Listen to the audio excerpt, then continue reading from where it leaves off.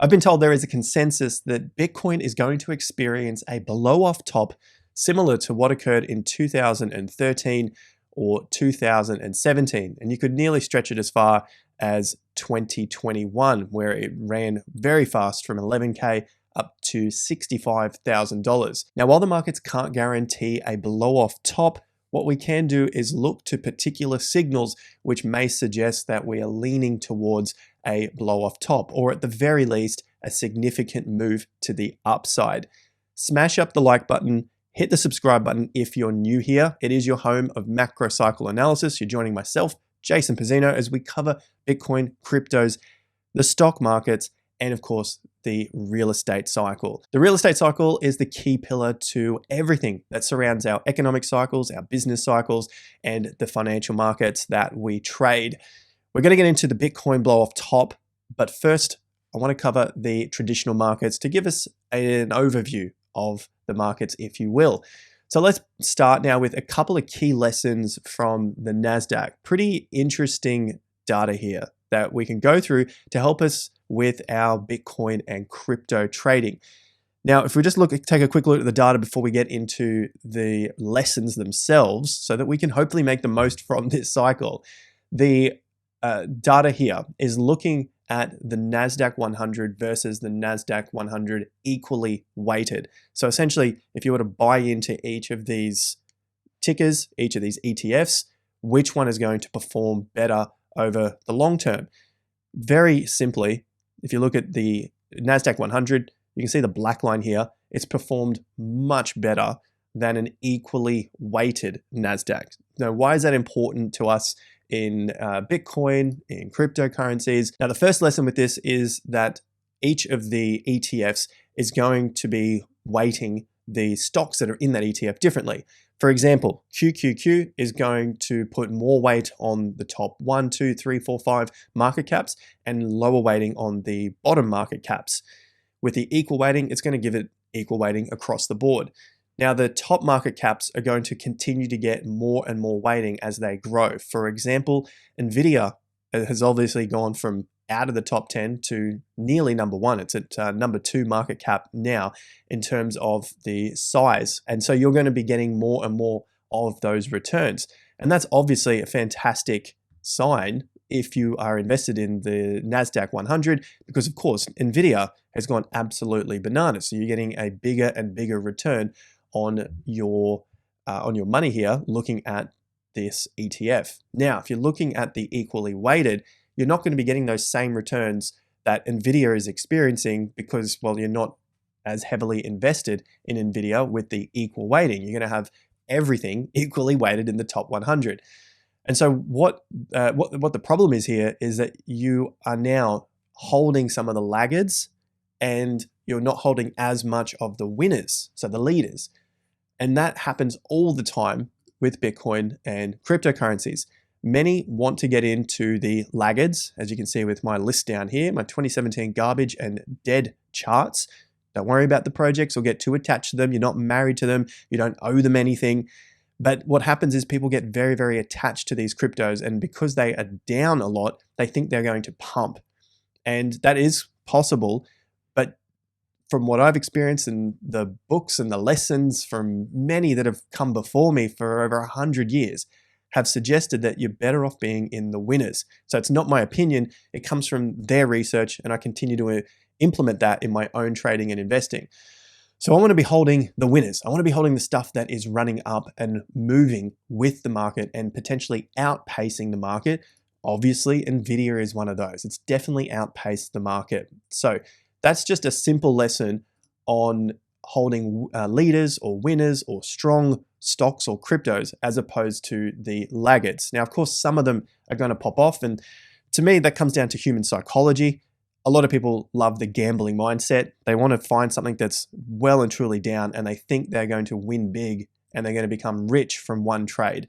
It's kind of like trying to win the lottery. And so that's innate in human psychology. They think they're going to win the lottery from one trade or two trades that is going to make them a killing in money. And we know deep down that this isn't going to be the case, but because it's human psychology, we continue to do it, whether it's within stocks or penny stocks, whether it's in cryptocurrencies and tiny shit coins out there, or whether it's with buying a weekly lottery ticket or anything else like that. So it's going to continue to happen time and time again. I hope for you guys here that are watching the video and watching the lessons over and over again, that it starts to sink in to realize that we're better off taking a more, dare I say it, guaranteed approach, as opposed to trying to gamble on something that is down and continues to be down in the face of strength, like we see with Bitcoin and other strong cryptocurrencies. So with that in mind and that lesson, let's move on to the stock markets and where they currently sit before I get into Bitcoin and this blow off top. So that lesson to me is really, really important as we lead into this final leg of the cycle, and it could last a lot longer than we anticipate. Now, what I've done here is just lay out the theory. In case you were new to the channel, the theories that I've held throughout this move to the upside is that we are within a macro bull market. Now, I did debate a lot of people on X throughout this period here in early 2023, all of the big names just thinking that the market was going to collapse from this point, and it didn't. So if you haven't got that history from the channel, there's my 5 seconds for you. But essentially, this is a macro bull market. And what we're currently in now, in say the medium term, weeks to months, is I think we're in a seasonal trading range. And at the moment, that's kind of what's been happening, right? From back in March, now we've got a rough trading zone of about 5,000 up to 5,400 on the S&P 500. We drop it down to the daily. We're pretty well in a safe level here for now. We can put it up to the 50%, low to high. And just over the last day or so, the market has dropped back down. So we got about a 1% loss yesterday, but I'm still happy with anything above 51, which is the 50% level, so 51.66. And then even if things started to deteriorate pretty heavily, we're still pretty well safe. We're looking for any sort of invalidations of this move. And that level back here is about 5,000 points. So we'll have to reassess our thoughts if this market is to break down from that. But for now, there's a long way to the downside for the S&P 500. Same sort of deal here for the Nasdaq, except it's holding up a little stronger, probably off the back of Nvidia, which I'll get to in just a moment. But yeah, just looking at the chart again, you've got the 50% level on the short term here, so on the daily, coming in at 18,000 points, and anywhere back down to about 17,300 is still within a safe zone for this particular correction. Now, if it started to break down from these lows here at 16.9 or 17.1, we'd have to reassess and essentially see how long this continued trading range would continue to hold out. So for now, things are still on track. Yesterday, again, 1% drop, and it's still above the previous old all-time high. Speaking of highs and this blow-off top, now this is a good quote here. Tops are in when people stop believing in a bear market. This is from Elliot. Love him or hate him, this is a pretty decent quote. It happens at lows. The lows are in when everyone stops believing in the asset itself, and that happened for Bitcoin, in October, November of 2022. Everyone thought it was over, and that was the end when FTX collapsed. And of course, that was the bottom. So we haven't seen this yet. And I would say that this is very similar to March. We saw the amount of hype. No one believed that there was a possibility of a bear market that could occur, or even at the slightest, a correction. But meanwhile, this is what we were looking at for a 3-day down signal.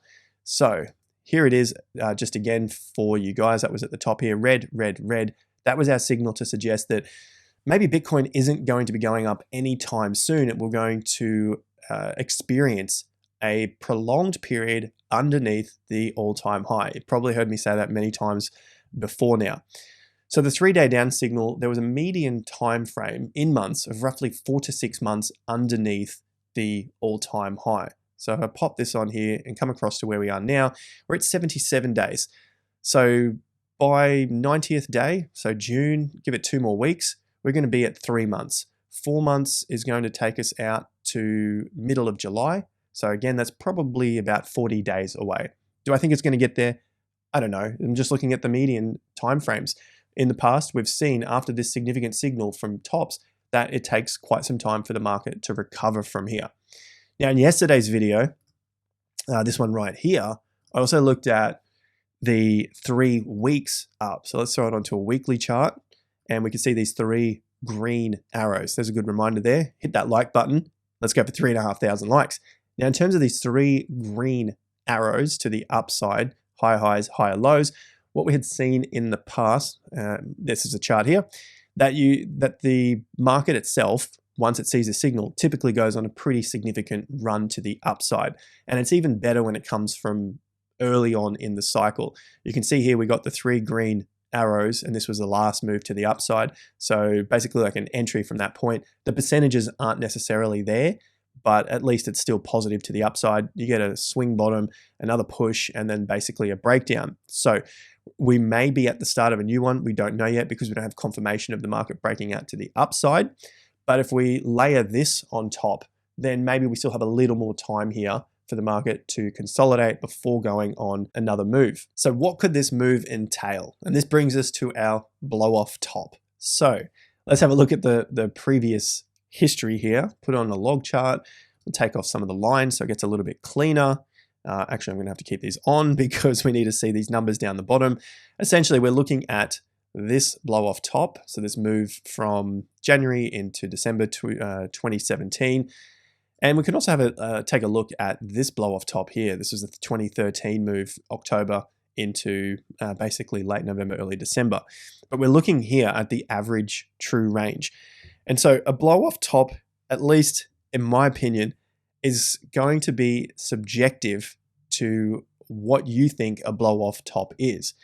Now, I say that because this is obviously a blow off top. This one here, obviously a blow off top. This one in 2021, well, you could say that that was a blow off top because the next move went slightly higher. That wasn't necessarily a blow off top, but we did have a pretty big blow off move that went 6x in price, basically $10,000 and $11,000 up to about $65,000. So that's a pretty significant move. And the average true range from that point of breaking out of the all-time high was sitting at around $1,700 or $1,800. So that's the range of the bar itself. The market was experiencing approximately $1,600, $1,700, $1,800 bars, and then it very quickly went up to $7,500 to $8,000 bars. So quick maths, you're probably looking at a 5 or 6 times the average range of the bar. I think that confirms a blow off top move. You've gone from a relatively subdued market to a very, very hot market in a very short amount of time. And so that's why a blow off top is going to be subjective. Who determines what a blow off top is? Does the average true range have to meet a certain criteria? Does it just have to look like a blow off top in the chart? It's all subjective. So when someone talks about a blow off top, I think you're going to have to determine that for yourself and what that actually means. I'm looking at it here. Once the market broke out, we just said, $1,700, $1,800, but you could almost go for a round number here of about $2,000, and then it quickly went up to about $8,000 by the time it got to this breakdown here. So that was a 4x in the range of the bar. We go back to the previous cycle. You could see where the market started to break out. The range was about $100, quickly ran up, 100, 150, quickly ran up to about $600. So there's your first 4x to this top here. So that gives you a 4x. And then from that $600 to the next top, which is about 2,400, 2008, it's at least another 4x to that top. So it 4x'd and then 4x'd again. We didn't get that in 2021. Does that say that it's not a blow off top? I mean, that move is pretty damn significant, and how big those bars moved at that point. And then if you go back to the 2013 move, well, you've got $35 and it ran up to $170. So again, another over 4 or 5x move there in terms of the average range of the bar once it gets to that previous old all-time high. Bitcoin's gone from about $2,000 at these lows in October to now this current all-time high of $6,000. So 2,000 to 6,000, really only 3 times its value so far. But what if we do get this blow off top? Do we need to see a 4x in these size of the bars? 6 times 4, $24,000 bars. What the hell would a $24,000 bar look like as it started to get to the peaks? So you'd have to be around these tops, 100 to 120. That would be typical bars. If you got one of those bars now from 70, that's going to drop you in a week down to 50. And we haven't seen anything like that yet. So it's not impossible, but that's what I'm looking at when it comes to some sort of blow off top. Now, I don't know if that's going to occur. I'm definitely not betting on that it must occur. I'm very much happy to see the market slowly grind up and then get faster and faster into that peak. That's absolutely fine as well. But to make money, I don't need to see a blow off top. I think it's just something that can be talked about and is great for titles and great for theories that influencers put together to then sell it to the public to explain that the markets are going to be absolutely bananas and you should be listening to me, etc., etc. Now, I think there is going to be some sort of blow off top with real estate. So by all means, listen to me when it comes to the real estate cycle. At the end of the day, you do you. The cycle is there. If you want to understand how it works, continue to tune into the channel. Otherwise, go out and look at the markets for yourself. See what's going on in your particular area or your country, and continue to assess the data that comes through as we lead into these next couple of years in the cycle. At the end of the day, you're free to do whatever the hell you want to do.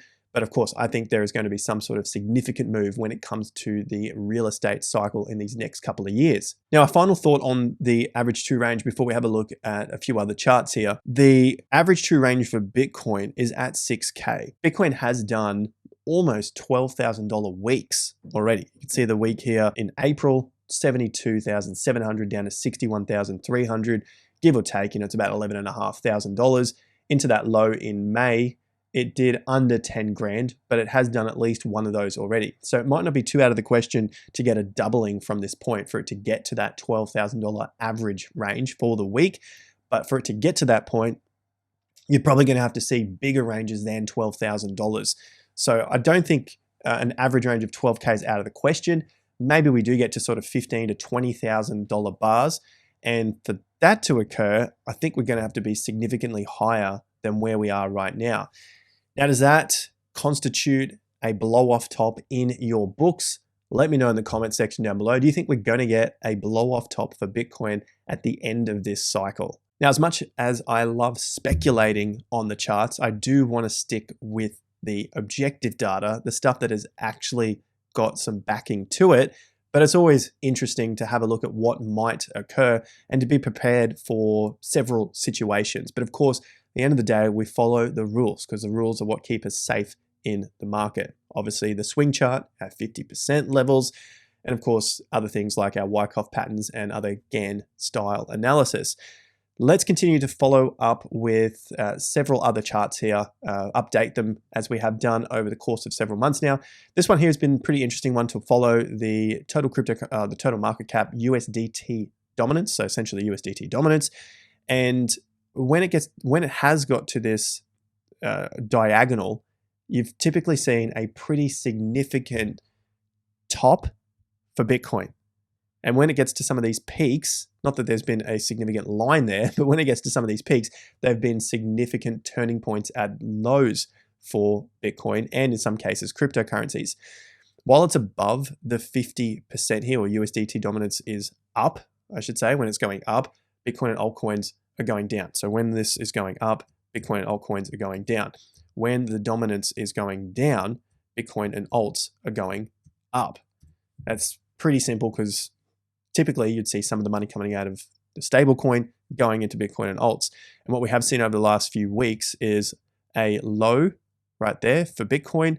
And then for alts, it was this week here. So the week before occurred. So that's when that little top there occurred. So from there, the dominance has fallen, not by much, but it has still fallen. And we've seen altcoins move to the upside, or at least the strong ones, not the weak ones. And if you're interested in understanding the weaks versus the strongs, I did a major post yesterday on X. I'll leave a link to this in the video description, and you can go and follow me over there on X so that you can see this particular update and have a look at all the charts that I've gone through when it comes to weak versus strong altcoins. So in terms of this chart now, it's going to be a very interesting one whether this line breaks down, whether USDT dominance ever breaks from this particular diagonal, because so far it has called each of the all-time highs. Here's the 2017 all-time high. You've got the next all-time high, there's April, and then you've got the November all-time high, and you even had the June run-up for BTC. So this was this big blow-off move here in 2019 that got to $14,000. and then another peak here before the COVID crash. So it's been a pretty significant line. I don't know how this is all going to change in the future. And I say interesting because I honestly do not know the answer to this. Eventually, I think this diagonal would have to break down and more money to flow into Bitcoin and cryptocurrencies for that next cycle. But when that occurs is anyone's guess. So far, this has worked out every single time. There's no guarantees in trading or investing, but I do like the look of this in the future to see how it reacts. Maybe you see an underside test, which then leads to a more significant drop, and you see more money flow out into Bitcoin and cryptocurrencies. Speaking of cryptocurrencies, the update here for the total cryptocurrency market cap is anything above 2.38 trillion, still relatively strong. And if this is to break down, that's the shorter term outlook there on the weekly, you can look further down to 2.09 for the 50% level, and that low there is at 2.04. So as it stands as a recap, this is the strong half in the shorter term, and the longer term is still above the major 50%. So it's again in the stronger half.